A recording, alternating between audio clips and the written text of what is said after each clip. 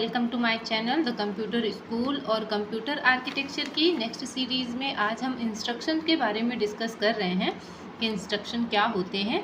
तो lecture start करने के पहले अगर आप हमारे चैनल पर नए हैं तो हमारे चैनल को सब्सक्राइब कीजिए और वीडियो के एंड में अगर वीडियो अच्छा लगे तो लाइक और शेयर ज़रूर कीजिए। तो चलिए स्टार्ट करते हैं इंस्ट्रक्शन। यहाँ पे डेफिनेशन लिखी हुई है, the commands to CPU for performing operations, a group of bits which instruct computer to perform some operations. तो ये तो एक टेक्निकल डेफिनेशन है और अभी हम पहले इसे एग्जांपल के थ्रू समझेंगे, उसके बाद हमें ये टेक्निकल डेफिनेशन समझ में आएगी। तो इंस्ट्रक्शंस के पहले सबसे पहले यहाँ पे डिजिटल कंप्यूटर के बारे में थोड़ा सा डिस्कस करते हैं कि डिजिटल कंप्यूटर क्या होता है। तो आजकल तो सभी को पता है कि जो भी कंप्यूटर हैं सारे डिजिटल हैं। तो ये डिजिटल वर्ड का मतलब क्या होता है? डिजिटल वर्ड का मतलब होता है कि ऐसा कंप्यूटर जो इनपुट भी बाइनरी फॉर्म में ले और आउटपुट भी हमें बाइनरी फॉर्म में दे। बाइनरी फॉर्म पता है 0-1 के फॉर्म में होता है ना, इसे बाइनरी लैंग्वेज भी बोलते हैं, मशीन लैंग्वेज भी बोलते हैं। तो ऐसा कंप्यूटर जो इनपुट भी बाइनरी फॉर्म में ले और आउटपुट भी बाइनरी फॉर्म में ले। अब ये जो इनपुट है कंप्यूटर में, जो हम इनपुट देते हैं, तो ये दो तरीके का होता है, या तो वो प्रोग्राम के फॉर्म में होता है या फिर वो डेटा के फॉर्म में होता है। डेटा मतलब क्या होता है? डेटा मीन्स किसी प्रोग्राम को एग्जीक्यूट करने के लिए जो वैल्यूज़ होती हैं उन वैल्यू को डेटा बोलते हैं। अब ये जो डेटा होता है ये वेरिएबल भी हो सकता है, एरे के फॉर्म में भी हो सकता है, स्ट्रक्चर के फॉर्म में भी हो सकता है, या किसी फाइल का कंटेंट हो सकता है। तो ये डेटा जो है ये किसी भी फॉर्म में हो सकता है, ठीक है। तो ये डेटा क्या होता है? ये डेटा बाइनरी फॉर्म में CPU के पास जब जाता है तो ये एक इनपुट के जैसे होता है, ठीक है। एक प्रकार का इनपुट ये हो गया कि जो भी डेटा है, या चाहे एरे में हो, स्ट्रक्चर में हो, ये अगर बाइनरी फॉर्म में है तो ये एक टाइप का इनपुट हो गया। दूसरा होता है प्रोग्राम। दूसरा इनपुट प्रोग्राम। प्रोग्राम क्या है? प्रोग्राम भी बाइनरी फॉर्म में होता है। हम जो प्रोग्रामिंग करते हैं, चाहे वो C लैंग्वेज में हो या जावा लैंग्वेज में हो या पाइथन में हो, जो भी प्रोग्रामिंग हम करते हैं वो किस लैंग्वेज में होती है? वो हाई लेवल लैंग्वेज होती है। बट हमारा जो कंप्यूटर है वो तो लो लेवल लैंग्वेज समझता है। तो क्या होता है वहाँ पे? लैंग्वेज ट्रांसलेटर का यूज़ होता है। लैंग्वेज ट्रांसलेटर जो हाई लेवल लैंग्वेज को लो लेवल लैंग्वेज में कन्वर्ट करे। ये लैंग्वेज ट्रांसलेटर कंपाइलर हो सकता है, असेंबलर हो सकता है, अलग अलग टाइप्स के होते हैं लैंग्वेज ट्रांसलेटर। तो क्या काम है इन लैंग्वेज ट्रांसलेटर का? कि जो हाई लेवल लैंग्वेजेस हैं उनको कन्वर्ट करता है लो लेवल लैंग्वेजेस में। जैसे ये यहाँ पे एक प्रोग्राम है, ठीक है, और ये यूज़र के द्वारा टाइप किया हुआ प्रोग्राम है, और जब इसे इनपुट, ये यूज़र ने इसे इनपुट दिया है इस फॉर्म में, ठीक है। अब ये जब इनपुट जाएगा तो कंप्यूटर तो बाइनरी फॉर्म में समझता है, तो ये क्या करेगा? लैंग्वेज ट्रांसलेटर इस हाई लेवल लैंग्वेज को लो लेवल लैंग्वेज में कन्वर्ट करेगा। तो जब लो लेवल लैंग्वेज में कन्वर्ट होता है तो लो लेवल का मतलब होता है 0-1 के फॉर्म में होगा।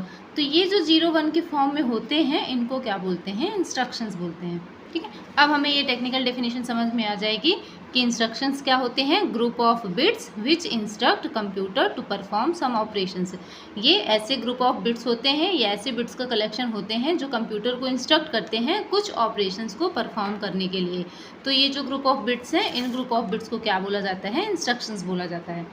अब यहाँ पे नोट करने लायक 3 बातें हैं इंस्ट्रक्शन से रिलेटेड। फर्स्ट होता है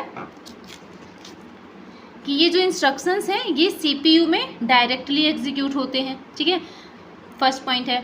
सेकंड होता है कि इंस्ट्रक्शंस जो है वो जनरेट कौन करता है? क्या ये यहाँ पे यूज़र इंस्ट्रक्शंस जनरेट किए हैं, ठीक है, या ये इंस्ट्रक्शंस जो है कंप्यूटर में ऑटोमेटिक जनरेट हो गए हैं? तो नहीं, इंस्ट्रक्शंस जनरेट कौन कर रहा है? ये लैंग्वेज ट्रांसलेटर, क्योंकि यूज़र ने तो हाई लेवल लैंग्वेज में लिखा है, ठीक है, और कंप्यूटर को लो लेवल लैंग्वेज में चाहिए। तो ये इंस्ट्रक्शन बने कहाँ से है?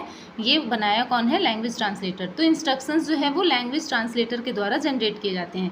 और थर्ड पॉइंट होता है कि ये जो ग्रुप ऑफ बिट्स हैं ये CPU के डिज़ाइन पर डिपेंड करता है। जैसे ग्रुप ऑफ बिट्स इस पर्टिकुलर एग्जांपल में 8 बिट्स हैं, ठीक है, इसका मतलब है ये जो CPU है ये 8 बिट इंस्ट्रक्शन को सपोर्ट करता है। तो ये डिपेंड किस पे करता है? ये CPU के डिज़ाइन पर डिपेंड करता है, और उसी के बेस पे फिर जो लैंग्वेज ट्रांसलेटर होते हैं वो इंस्ट्रक्शंस को जनरेट करते हैं। अगर CPU जो है वो 16 बिट्स को सपोर्ट करता है तो लैंग्वेज ट्रांसलेटर 16 बिट्स जनरेट करेगा।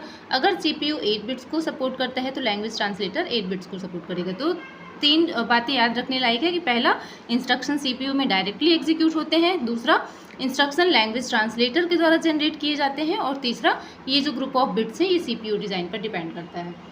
नेक्स्ट है इंस्ट्रक्शन कोड। इंस्ट्रक्शन कोड और इंस्ट्रक्शंस सेम चीज़ है। यहाँ पे दो पार्ट्स होते हैं इंस्ट्रक्शन कोड में। फर्स्ट होता है ऑप कोड और सेकंड होता है ऑपरेंड।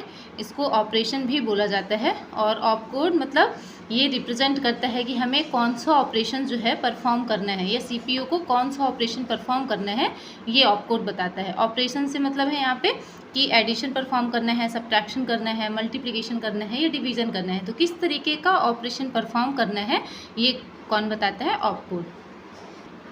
सेकंड होता है ऑपरेंड। ऑपरेंड मीन्स ये जो ऑप कोड थी या ये जो ऑपरेशन थी ये किस डेटा पे परफॉर्म करना है, वो डेटा क्या कहलाता है? ऑपरेंड कहलाता है। फॉर एग्जाम्पल यहाँ पे सीपीयू जो है अगर वो 8 बिट इंस्ट्रक्शंस को सपोर्ट करता है तो 8 बिट इंस्ट्रक्शन है ये, जिसमें ऑप कोड जो है वो 3 बिट्स का है, और बची हुई जो बिट्स बचेंगी टोटल इंस्ट्रक्शंस में से वो बची हुई बिट्स को क्या रिप्रेजेंट करता है? ऑपरेंड रिप्रेजेंट करता है। सीपीयू में किस टाइप का इंस्ट्रक्शंस एग्जीक्यूट हो रहा है ये उसके ऑप कोड से आइडेंटिफाइड होता है। यहाँ पे एक एग्जांपल है, जैसे ऑप कोड है यहाँ पे 3 बिट्स का, जो कि टोटल अगर 8 बिट्स हैं तो 0 से रिप्रेजेंट करेंगे, तो ये 0 से लेकर के 7 तक का होता है। और ये 3 बिट्स में 0 से 7 तक के बाइनरी नंबर्स लिखे हुए हैं, 0 1 2 3 4 5 6 7, 0 से 7 तक के बाइनरी नंबर्स लिखे हुए हैं।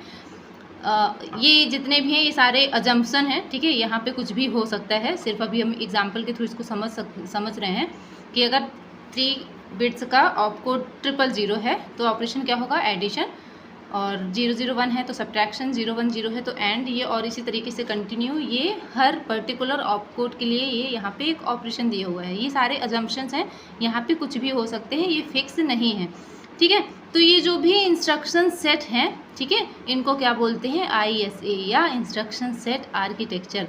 अगर 3 बिट्स का ऑप कोड है तो उसमें नंबर ऑफ इंस्ट्रक्शंस कितने जनरेट हो सकते हैं? 2 की पावर 3 मतलब 8, ठीक है। सिमिलर अगर 4 बिट्स के ऑप कोड हैं तो कितने इंस्ट्रक्शंस हो जाएंगे? 16। अगर 5 बिट्स का है तो क्या हो जाएंगे? 32। तो ये कितने नंबर ऑफ इंस्ट्रक्शंस हैं ये डिपेंड करता है ऑप कोड पर, ठीक है। इसके बाद है instruction set architecture, collection of all instruction supported by a CPU.